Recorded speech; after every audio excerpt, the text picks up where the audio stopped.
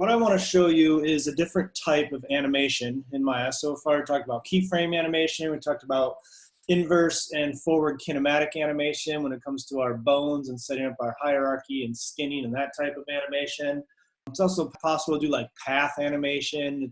You can create individual paths and just have things follow along a 2D curve that you might draw with the curves and surfaces, for example. What I want to talk about is a completely different type of animation in Maya, and that's called dynamics, a solving animation. And what that does is it takes actual mathematical physics and moves things around your scene based on that. A lot of the very high-end tools in Maya, like the hair and the fur, different fluids and stuff, at some level, those are all tied to a dynamics engine. So, but right now I want to show you the basics of how you can use just simple rigid body dynamics to create a scene where you're creating animation that you don't have to keyframe. And that's really where this becomes very powerful, is there's certain things you could set up, like you could literally set up a bullet breaking a piece of glass or a bowling ball going through a brick wall.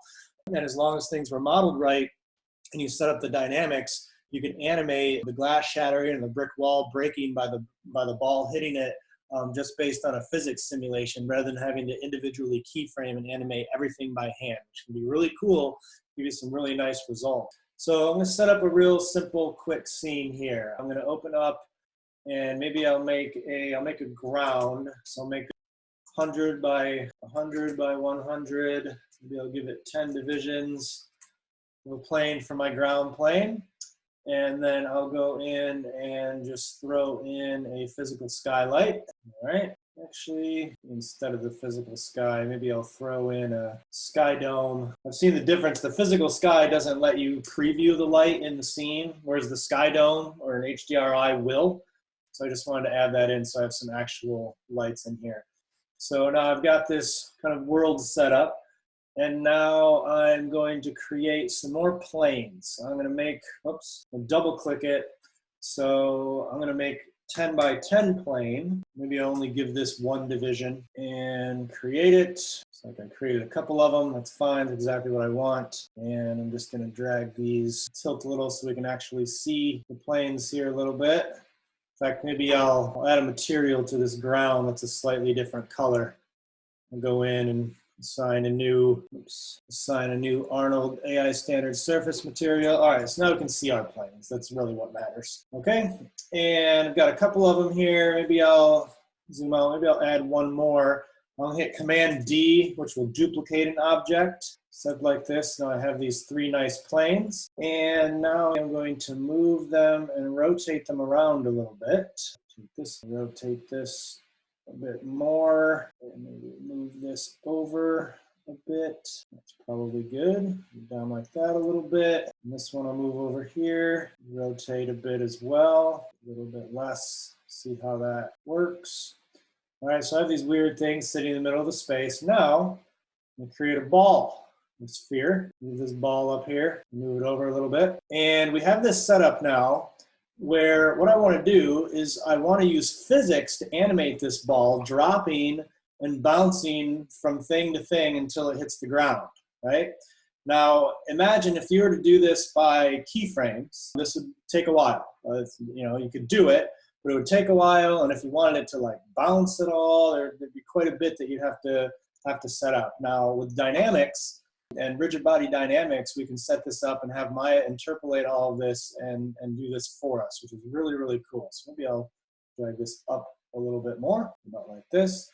Okay, so what we want to do is, now, first of all, I'm going to explain, just like other things in Maya, like NURBS modeling versus polygon modeling, there's a lot of layers of different tool sets in this, and dynamics is no different. That I'm going to show you kind of the original dynamics engine that's in this, and then I'm going to show you how to load the bullet physics engine, which is a very popular physics engine in games and things like that. And then Maya also has its newest nucleus physics engine, which kind of ties all of these high-end effects together, and that works in kind of different ways too. So we'll look a little bit into that. But for now, I'm just going to show you kind of the basics of how to start using some physics for animation. So I'm going to go, we've gone through modeling and rigging and animation and rendering. I'm going to go to the effects tab. This is the one that we haven't really looked at a lot. I'm sure you guys have checked it out. But particles and fluids and N cloth and N hair, that little lowercase n constraint, N cache, that means nucleus, and that's the version of the physics engine that I was talking about that runs all of this stuff. I think it's nucleus. I think that's the word for it. But anyway, Bifrost, all of this different stuff can create these different effects, and I'll show you some basics on those on Monday.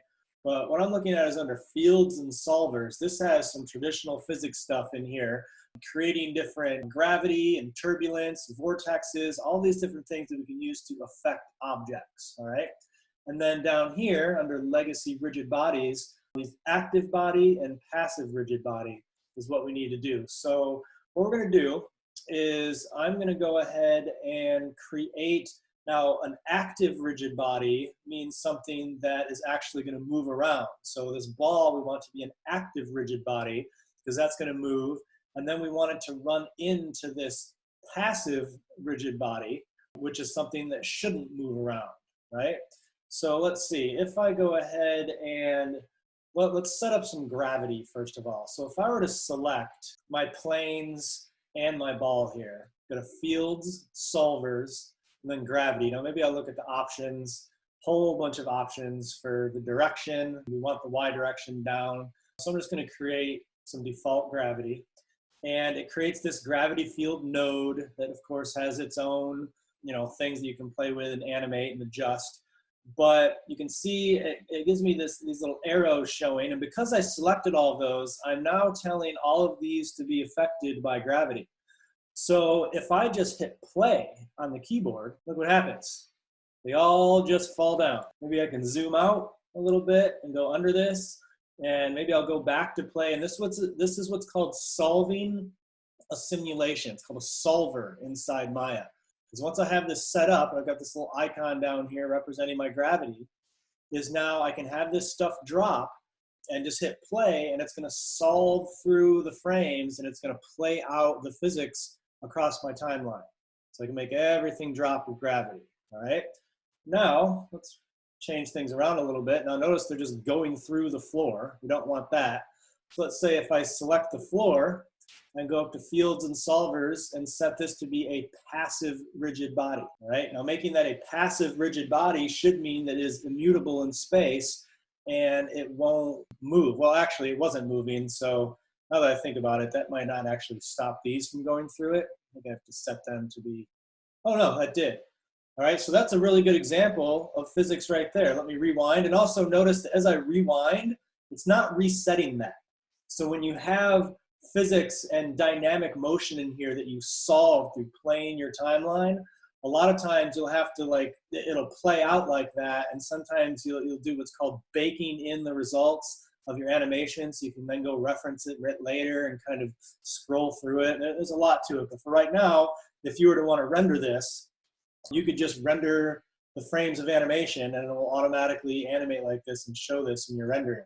So I hit play, and notice these things now are just bouncing all over the place. Then it starts to fall in, but you can see some physics starting to go on there. So let me back up. I'm actually going to undo to before I added the gravity, because what I really want is I want to apply the gravity to only the ball, right?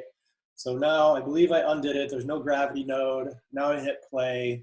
There's nothing going on in there. So now I'm going to select the ball, and now I'll go in and attach my gravity. And now if I hit play, I should see this ball just drop, and it should just go through everything as it goes down. All right, just drops a ball with gravity. So now in addition to the field gravity, now we want to set up these active and passive rigid bodies. So if I set up the ball here, if we go to field solvers, now if I set this as a passive rigid body, then it shouldn't be affected. Oh yeah, it's even giving me a warning that already contains a rigid body. So I must have already added that. But if I were to make that passive, then it would just, gravity shouldn't even affect it, right? So ultimately what I want to do, I'm going to make sure this is an active one. So this needs to be an active rigid body. Here, I'm just going to delete. Well, I think that adding gravity automatically made it an active rigid body. I think that's what it does. So now if I select these items, and I'm even going to select the ground, and I'm going to go to field solver passive rigid body, Those are set up. So now I have gravity and an active rigid body set on my ball, and the gravity kind of did it automatically. And I set a passive rigid body up on these so they won't be affected, or they'll be part of the simulation and the ball won't just pass through them. And now if I hit play, ooh, need to go a little further. My timeline only goes out to 120 here. So maybe if I hit stop, I'll bring it out to 200. In fact, I'll even go out 300, give myself a full 10 seconds to play out the simulation.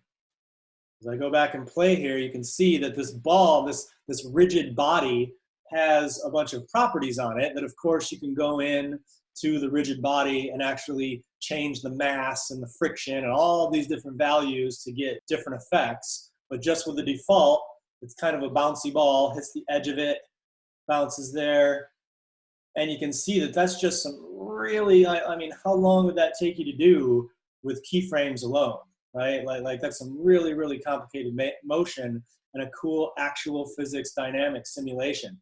So right now the mass is set to 1.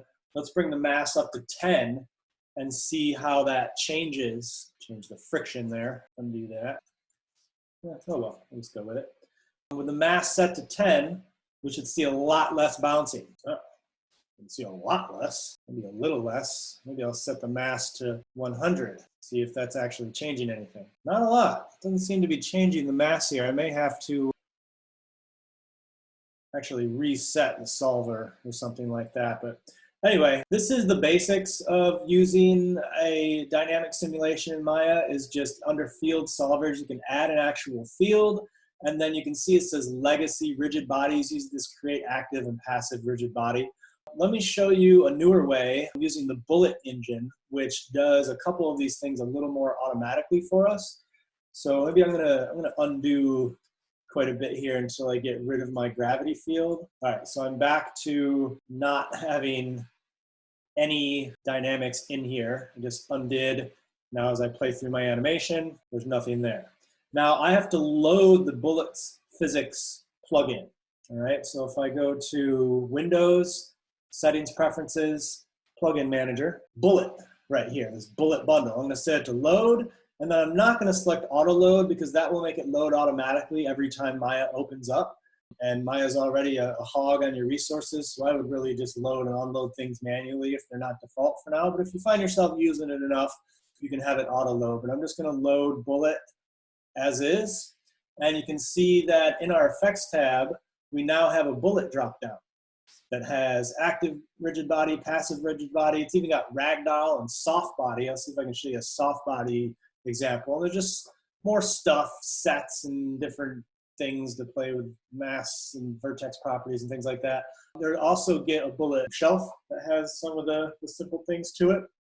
But let's see what we need to do to set up our scene. So I believe with the bullet engine, we don't need to add a force. We don't need the step of adding gravity. Gravity will kind of automatically happen when we add our active and rigid bodies. So I'm going to select my object here. Maybe I'll just look at the shelf. So this bowling pin's knocking down. This is an active rigid body. I'll set that. Ooh, gave us an error. Failed to create evaluator classification because the current drawing API isn't supported. All right, my guess is that this is a Maya 2020 update thing where perhaps this bullet engine isn't updated for Maya 2020 in some sense. But let me just see if it still works, even though it gave us an error. So just the fact that I added this as a rigid body with bullet, it should automatically put the force on there.